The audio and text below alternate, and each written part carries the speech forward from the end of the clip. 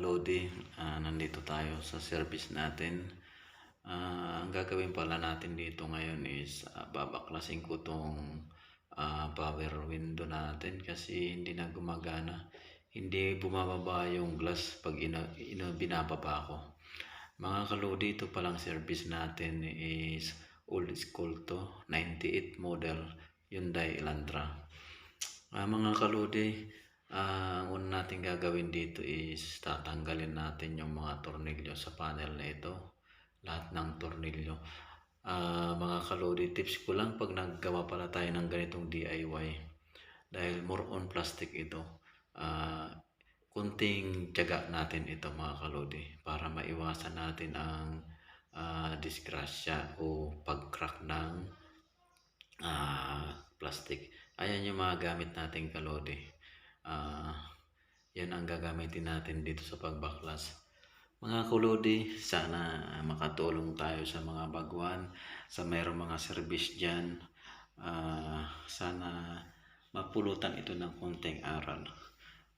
Ito mga kalodi, sinishare ko lang yung konting nalalaman ko dito.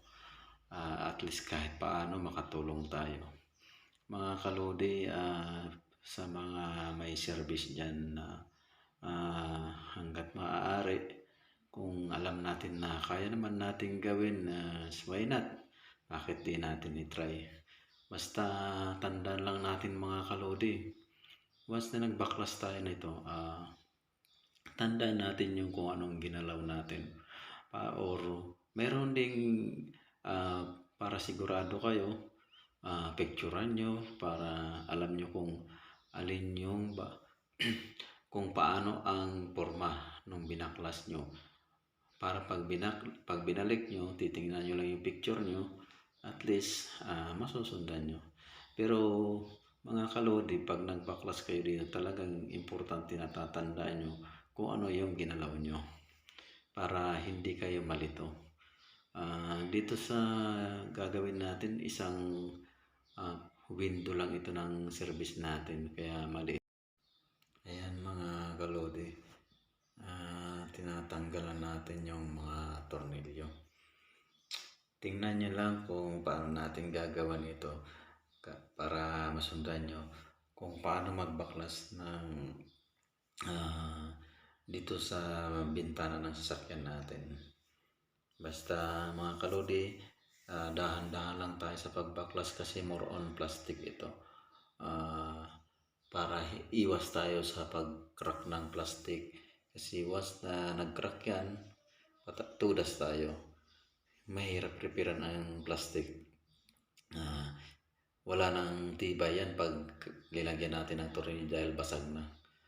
Panibagong bili na naman tayo.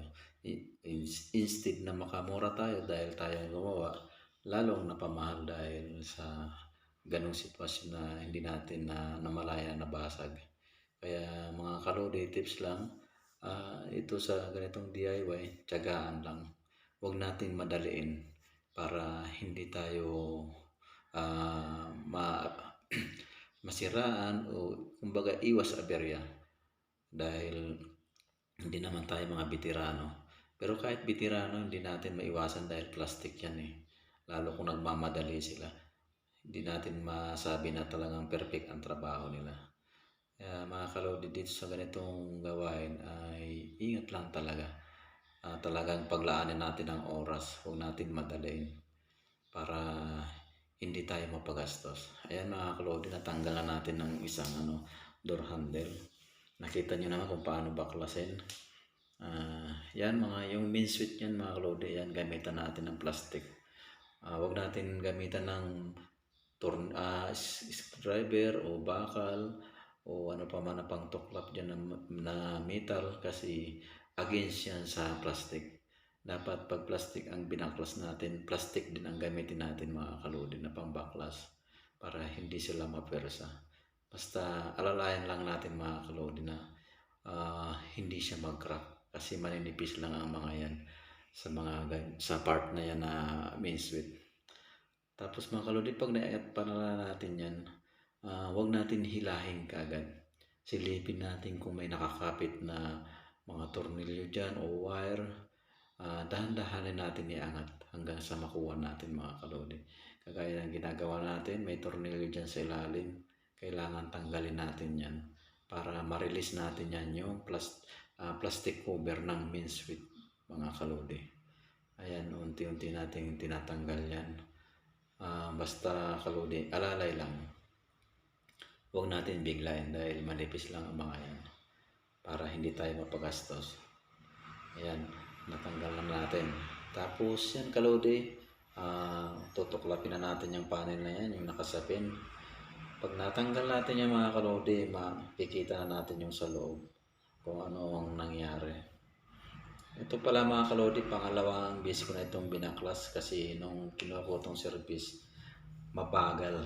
Tapos hindi siya masyadong bumababa at yung pagtaas niya alalayan mo. Kaya unang baklas ko noon, ganun din ang ginawa ko, pinalitan ko ng cable. Pero siguro ito baka ganun namang nangyari, baka naputol. Magtataka kayo mga kalodi kung bakit malinis na yan. Kasi nung binaklas ko ng una yan is nilinis ko na yan, tinanggal ko ang plastic. Pati yung mga adhesive niya, may mga tira-tira pa dyan. Kasi ang daming nakadikit dyan. Kaya pinagtatanggal ko na. Hindi naman siya nababasa, kaya tinanggal ko na yung plastic. Nung kasagsagan ng ulan, chinichik ko yan, binabaklas ko yung panel kung talagang totoong nababasa sa loob. Pero hindi naman. Ang nababasa doon sa kabilang side, yung sa labas. Kasi doon talaga bumabagsak ang ulan. Pero yung pag dito sa loob, once na nakasara yung window glass mo, hindi naman siya nababasa. Hindi siya pumapasok dito dyan sa may ginagawa natin sa pinagbaklasan natin. Yan kalodi, tinatanggal ko yung line ng switch ng para iwas tayo sa mga shorted. Malay mo may mga nabaklas na dyan, wire, dumikit sa kasi may ground yan. Sayang yung fuse natin. Kaya tinanggal ko muna yung switch niya. Ayan kalodi, tatanggalin natin yung mga tornilyo na yan sa gilid para makita natin kung anong nangyari. Mga kalodi, pasensya na pala kayo kung ganito yung camera natin malikot. Kasi ang humahawak nito is yung anak ko. Hindi niya pa alam kung anong angle ang kukuhanan niya. Kaya kunting pasensya na lang mga kalodi, at yung iba hindi niya nakukuhanan yung pagbaklas ko. Ayan, tinatanggal ko na mga kalodi yung ibang tornilyo. Tingnan nyo na lang mga kalodi kung paano natin baklas. Yan pala kalodi, tinatanggal ko na yung tornilyo dyan sa nag-hold sa glass. Kasi yan ang uunahin natin na alisin yung glass.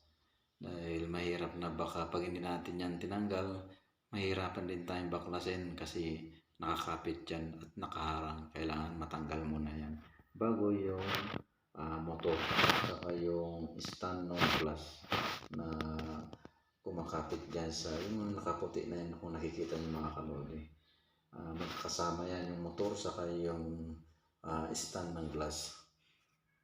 And makikita nyo kalodi, inaalis natin ang glass. Pasensya na kayo kung hindi natin nakukuha ng angle dahil hindi pa gaanong marunong kumuha yung nagka-camera. Natanggalan natin kalodi yung glass, isusunod na natin yan yung makikakain stand niya mga kalodi. Standby lang tayo mga kalodi para malaman natin kung paano natin baklasin yan.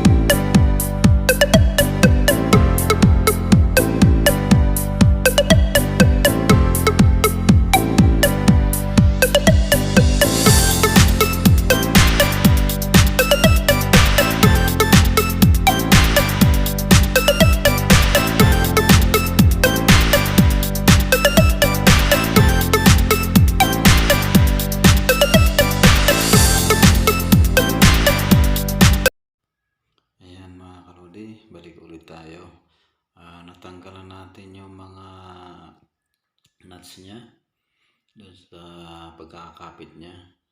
Ayan mga kalodi, yung main switch natin, ikakabit ko pala ito dito sa side para hindi siya nakalaylay.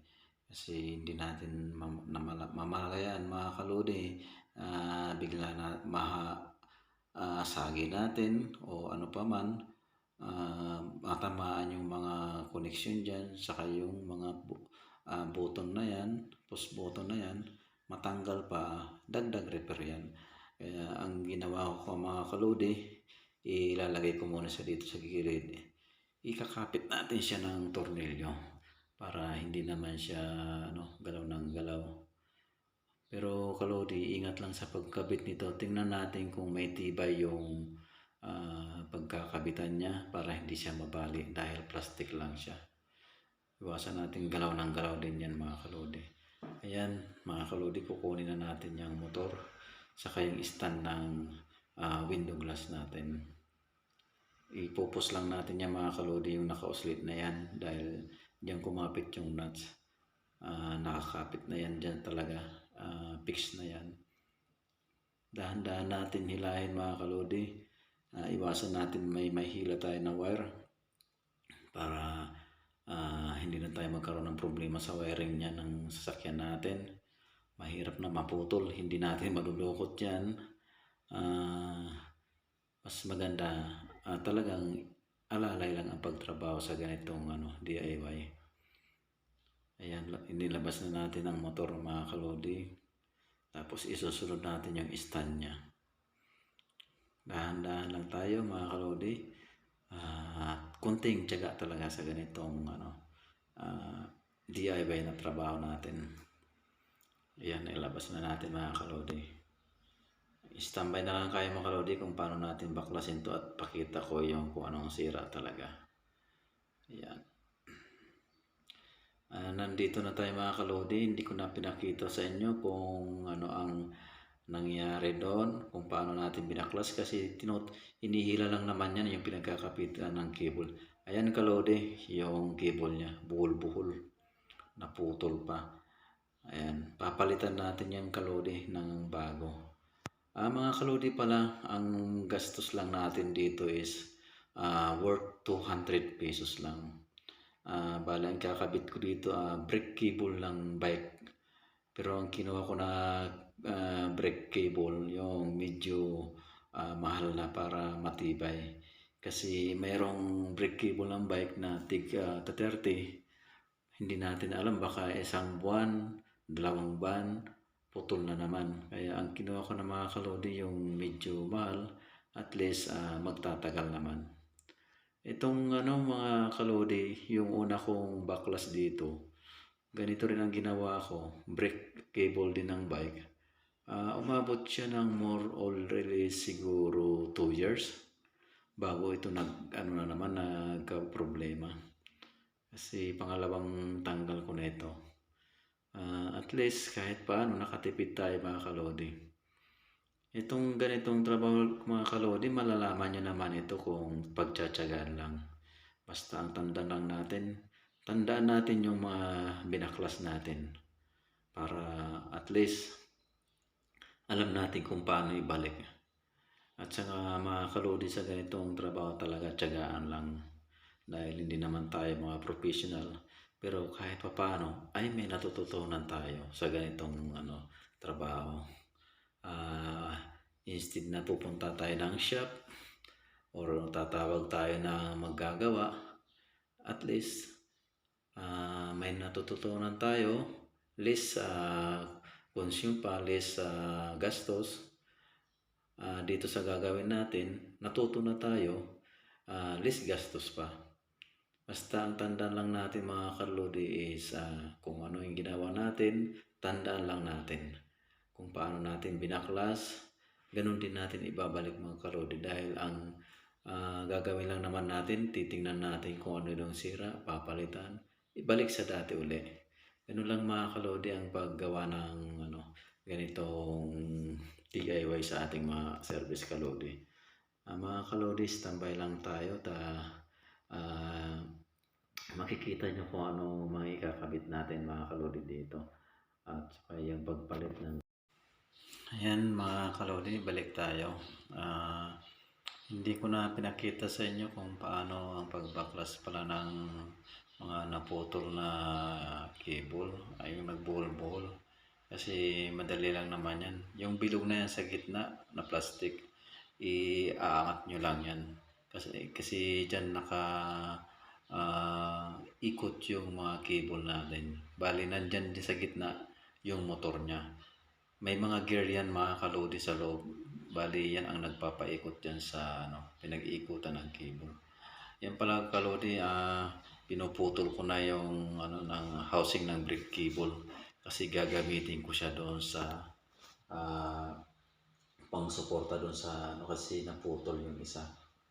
Putol-putol na siya. Kaya papalitan ko ng bago mga kalodi para pareho sila buo.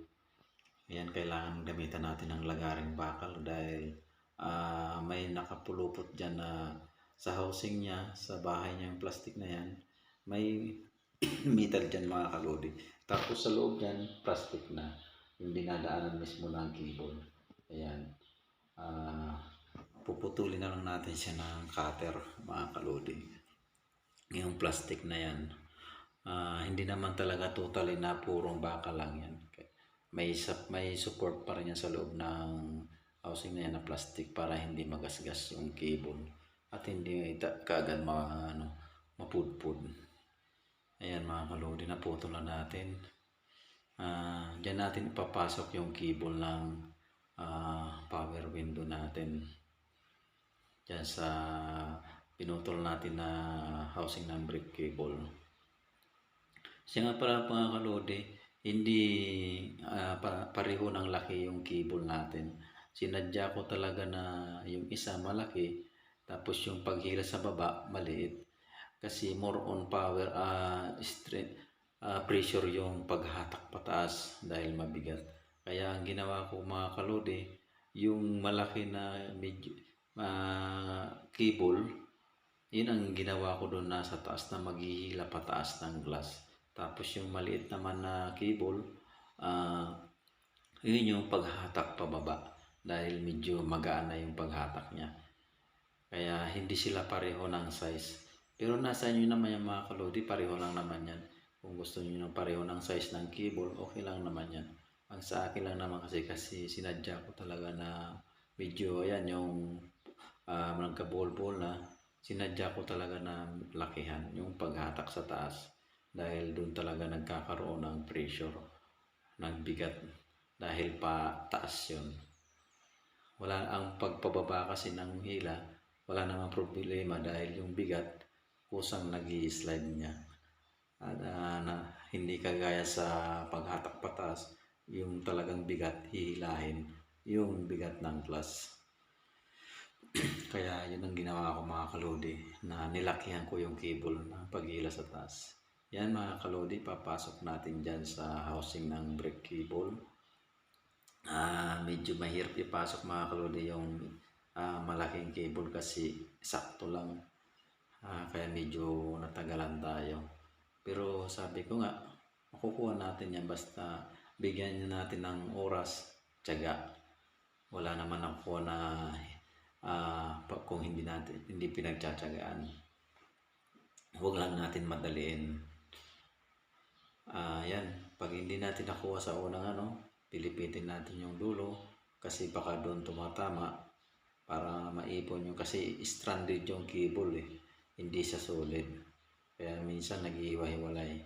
Kaya kunting ikot lang para pumasok siya. At pagtyaga natin ipasok mga kalodi, pasasambat at makikisama rin yan. Yan, tingnan nyo lang mga kalodi. Sana huwag kayong mainip sa ginagawa natin. At sure ko naman sa inyo, may mapupulot kayo dito na konting aral. Lalo doon sa mayroong mga kagaya nito, may sariling service, kutsi. Kung mayroong problema ang mga bintana ninyo, bakit hindi nyo subukan na alamin kung anong problema? Alam nyo, kayo rin ang makasolve. Sabi ko nga, less gastos, Sa doon sa list gastos na yon, may natutunan pa kayo. Bago natin dalhin sa shop, pag-aralan muna natin kung kaya natin. Pero mga ganito boss, mga kalodi, kayang-kaya natin to dahil kung isa lang ang motor naman nito ang mechanism nito napakaliit lang. Kaya sure ko sa inyo na kayang-kaya rin itong ginagawa natin. Ayan, basta ibalik din natin mga kalodi kung ano yung binaklas natin, ibalik din natin sa dati. 100% na masusundan nyo. Kung paano nyo binaklas, ganun din nyo na ibabalik. Kasi ang gagawin lang naman natin mga kalodi is tatanggalin natin yung sira, papalitan natin. So, pag nabaklas natin, kung paano ang position, ganun din natin ibalik mga kalodi. Ayan, tsaka pala mga kalodi, pag nag-set up na pala tayo nito, yung haba pala nito, makikita nyo mga kalodi maya-maya. Hindi pwedeng masyadong mahaba kasi susubra dyan sa pag-iikutan. Lalong hindi gagana yung power window natin. Kailangan sakto lang mga kalodi. Hindi pwede yung sobra, kulang. Kailangan eksakto lang. Masusukat naman yung mga kalodi. Ibaba, taas nyo lang yan, yung puti na yan. Kasi dyan kumakapit yung glass, ibaba, taas nyo lang. Kunin yung sukat sa baba, mga kalodi. Tapos, pag nakuha nyo ng sukat sa baba, ganun din ang sunod nyo. Kunin nyo rin yung sukat sa taas. Bago nyo ilock yung cable. Bago nyo siya ipasok dyan. Bago nyo iikot. Kasi pag hindi nyo kinuha ang sukat mga kalodi niyan, mawawala rin kayo. Magtataka kayo. Oh, bakit hindi naman gumagana? Sabi doon sa nagturo, ganito ang gagawin. Kailangan din natin mga kalodi i-analyze, sukatin din natin para mag-work yung ginawa natin. Kagaya ng ginagawa natin na mga kalodi, tingnan nyo, kukuhanan ko siya ng sukat sa baba, ganun din sa kabila. Bago ko siya iikot dyan sa may plastic na yan. Kasi pag hindi mo siya kinunan at nagsobra kayo, sayang yung trabaho nyo. Maiinis pa kayo. Pati doon sa napanood nyo, mamumura nyo pa. Pero tayo nagsishare lang naman ng konting kaalaman mga kalodi. Ayan tingnan nyo, sinusukat ko siya. Kung gaano ang sukat niya sa baba, ganun din sa kabila, itataas nyo yan yung puti. Bago nyo siya putulin at bago nyo siya ilak mga kalodi. Makikita nyo naman mga kalodi kasi bago nyo siya isalang, itatry nyo muna kung tama yung ginawa nyo. Hindi naman basta-basta na pag naputol nyo dyan, nakabit nyo na lahat, saka lang kagad, kabit na yung mga glass, tapos na. I-try nyo muna mga kalodi para 100% na hindi pa ulit-ulit ang trabaho natin. Ika nga is, the best is, double check para tayo sa ginagawa natin mga kalodi. Para iwas ng less pagod at less stress kumbaga. Yun lang mga kalodi, tanda lang natin basta kung anong binaklas, kung paano ang position, paano ang forma, tanda lang natin. Ganun din natin ibabalik kasi ang ginawa lang natin mga kalodi, nagpalit tayo ng naputol o nasira na gamit dyan sa loob. Ganyan lang mga kalodi ang pag DIY sa power window. Alam ko naman kayang-kaya nyo ito mga kalodi, basta sundan nyo lang kung paano natin binaklas ito, paano natin binuo, paano natin pinutol yung cable. Sundan nyo na lang mga kalodi hanggang sa susunod. Ayan pala mga kalodi, iniikot na natin yung cable. Kinukuha na natin yung eksaktong sukat niya kung tama yung pagkaputol natin. Sa tingin ko naman mga kalodi, okay naman yan, pasok naman yan dahil sinukat natin. Nakita nyo na mga kalodi kanina, binaba muna natin bago natin siya kinat. Ayan, pasok naman siya mga kalodi. at saka na may palatandaan tayo dahil pinold na natin. Ganun din sa kabila mga kalodi, ayan, eksakto lang yan. Kung paano natin ginawa yung sa kabila, ganun din natin gawin yung sa kabila mga kalodi. Ayan, makikita nyo mga kalodi, parehas lang yan. Ayan, eksakto lang yan. Magbigay rin siguro kayo ng allowance, pero mas magandang i-eksakto nyo lang para pag umangat yung tumakbo yung motor, eksakto yung lapat ng glass natin dun sa door edge na or molding ng bintana natin para walang angat na konti. Mas maganda na i-eksakto nyo na lang mga kalodi. Huwag na tayo magbigay ng konting allowance. Ito kasi yung ginagawa ko mga kalodi, yung spring nito hindi na gumagana, kaya yung iba naputol na, tinanggal ko na lang. Importante mga kalodi dito is yung motor ay gumagana pa. Ang spring is ano lang naman yan, kumbaga support lang, nagkokontra lang doon sa paghila. Ito yan, nilalagyan ko ng mga kalodi ng lock. Tapos na tayo, ina-assemble lang natin ito. Tapos itatry natin siya mga kalodi kung okay yung ginawa natin. Standby lang tayo mga kalodi.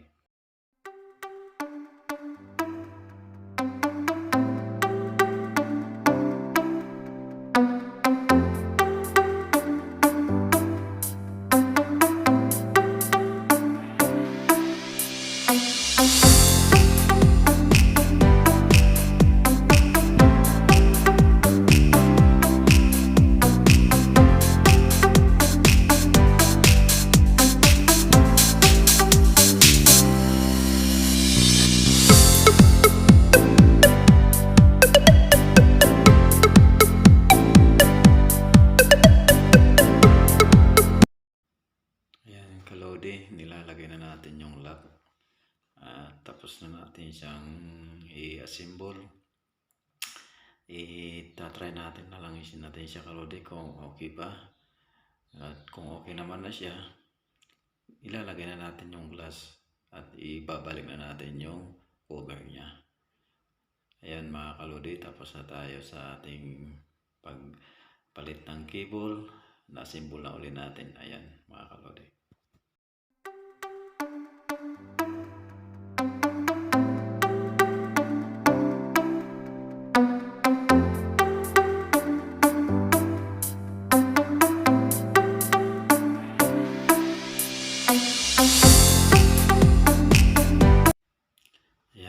Kalodi, ibabalik na naman natin ngayon yung ating na-assemble na nasira na doon sa may cable, at natapos na natin i-assemble.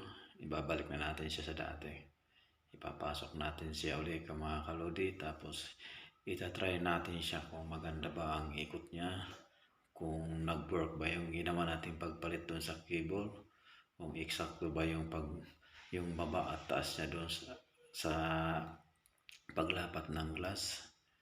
I-check natin mamaya mga kalodi. Ito, pinasok ko na siya. Pinapasok ko na lang doon sa mga butas yung mga nakausli na tornilyo niya para pagkapitan ng nuts.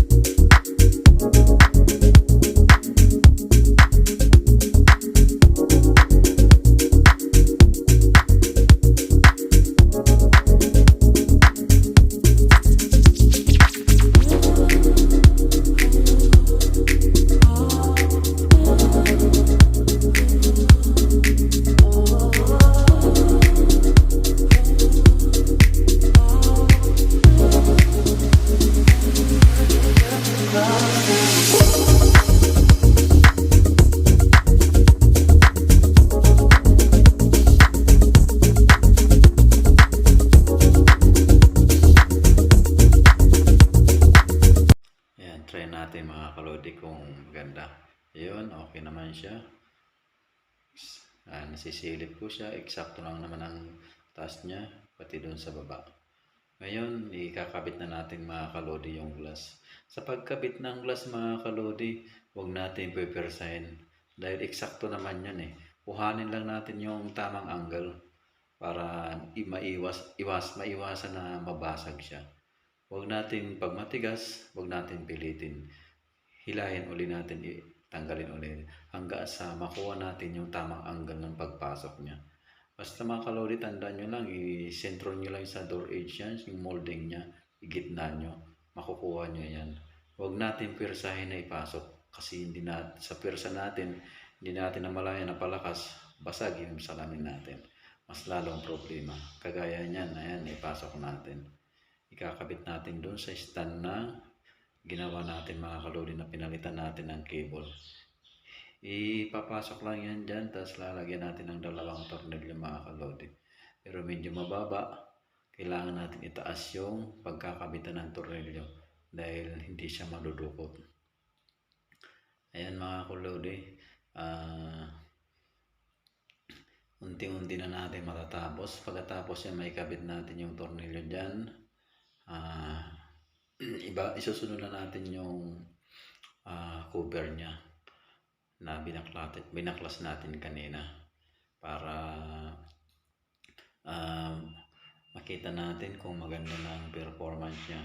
Makita niyo mga kalodi kung okay ang ginawa natin. Ayan, in-adjust natin ng konti para maihigpitan natin yung tornilyo na dalawa doon sa nag-hold sa glass. Yan ang problema mga kalodi pala sa glass din pala. Kaya medyo umaalog siya dahil yung nag-hold dyan medyo maluwag na. Kailangan ng lagyan ng pangkapit yan. Pero wala tayong magagamit dyan kaya temporary. Hanggat wala pa tayong nakukuha na pwedeng pandikit dyan. Ganyan muna siya. Ang importante maisara natin ng maayos yung bintana. Pero hindi naman siya kumakalog mga kalodi. Yun nga lang, naalalayan mo ng kamay para magandang lapat ng glass doon sa door edge niya. Dahil medyo lumuwag na yan.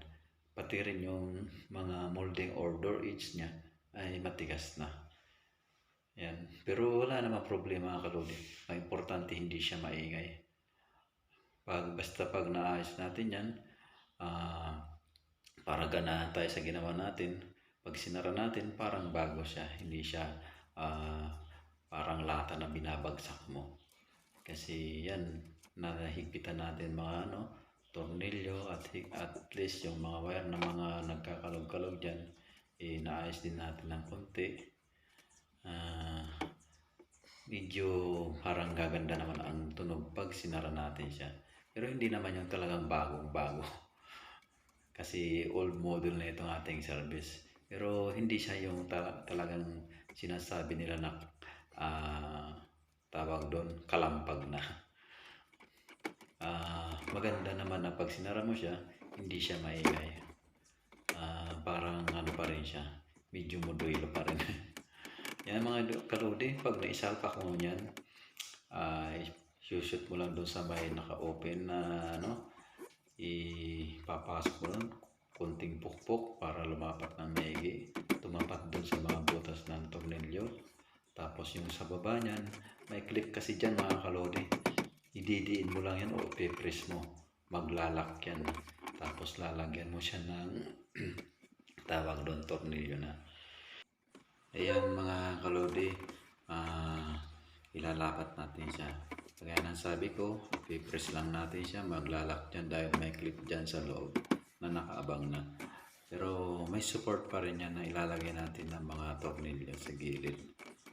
Ayan, ganyan lang mga kalodi, ilalapat natin siyang maigi. Kasi pag hindi mo nilapat dyan, kahit hinigpitan mo ng tornilyo yan, pag may angat dyan, pag nag-mandar na yung makina, pag nag-start ka o tumatakbo ka, yan yung tinatawag na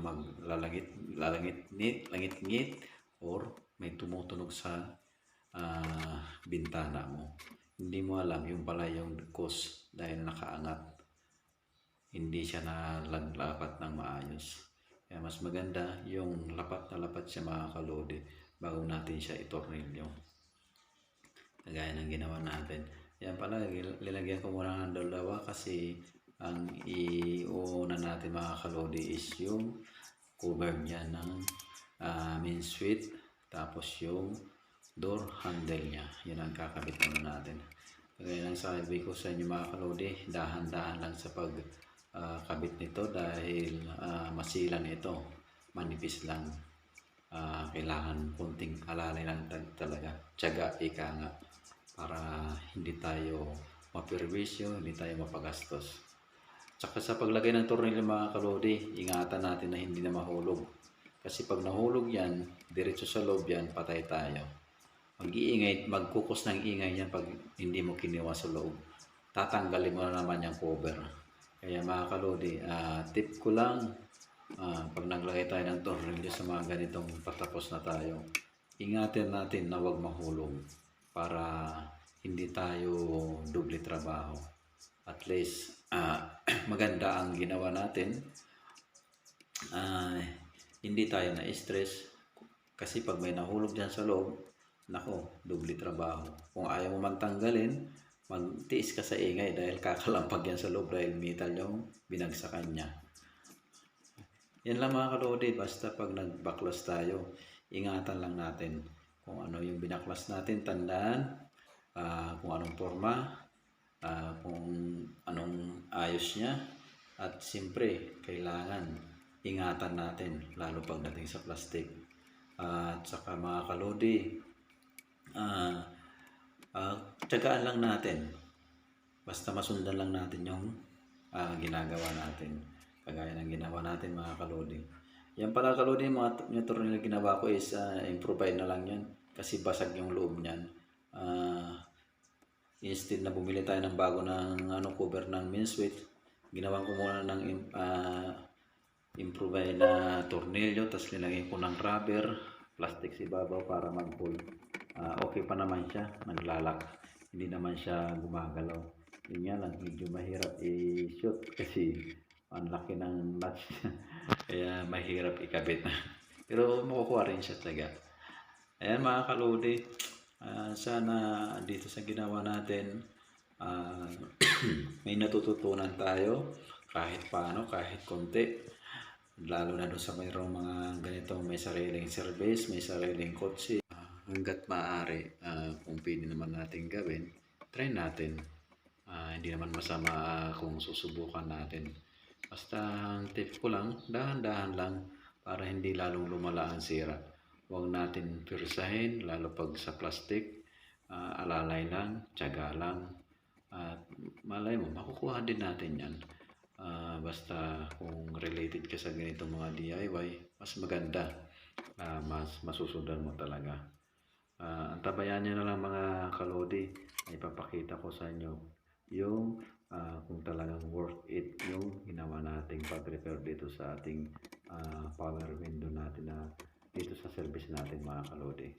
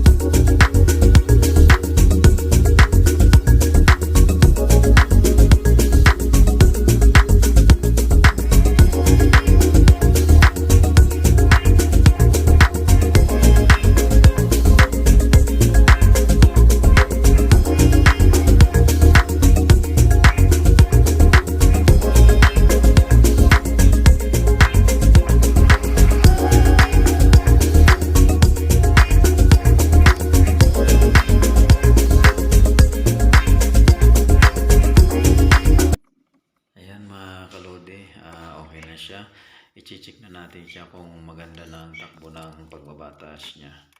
Mga kalodi pala, kung nagustuhan nyo itong ating video ngayon, baka pwede na pakipindot ng subscriber natin, yung bell button natin dyan, at paki-like and share para meron tayong update sa mga susunod nating mga video mga kalodi.